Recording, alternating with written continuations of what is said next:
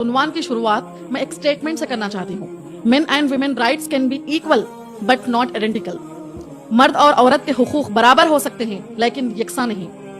जैसा कि इस स्टेटमेंट में ये बताया गया है कि मर्द और औरत के हुकूक बराबर हो सकते हैं लेकिन यकसा नहीं हो सकते हैं। इसका मतलब ये है अल्लाह रब्बुल आलमीन ने मर्द और ख़वातीन को जो हुकूक दिए हैं वो बराबर तो हो सकते हैं लेकिन यकसा नहीं हो सकते हैं। मिसाल के तौर पर अल्लाह रब्बुल आलमीन ने मर्द हजरात को 4 निकाह का अहकाम दिया है लेकिन ख़वातीन नहीं कर सकती।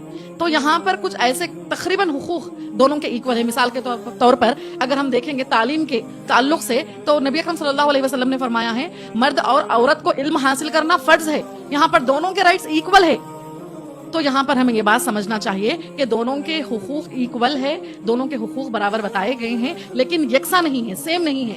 कुछ ऐसे हुकूक ख़वातीन के ज्यादा है, मर्द हजरात के कम है। मिसाल के तौर पर एक मिसाल देकर मैं आगे बढ़ूंगी। अगर किसी लड़के को मैथमेटिक्स में 75 मार्क्स आए और किसी औरत को इंग्लिश में 75 आए और उसको मैथ्स में 50 आए और उस मर्द को इंग्लिश में 50 आए, तो दोनों का जब हम इक्वल करते हैं वो इक्वल 300-400 ही रहेंगे। लेकिन जब सब्जेक्ट्स की बात की जाती है दोनों के सब्जेक्ट्स में जो मार्क्स है वो अलहदा रहेंगे। तो यहाँ पर ये बात को गौर फिक्र के साथ हमें समझना चाहिए कि अल्लाह रब्बुल आलमीन ने मर्द और औरत के हुकूक बराबर रखे हैं लेकिन यकसा नहीं। तो यहाँ पर गौर फिक्र करने की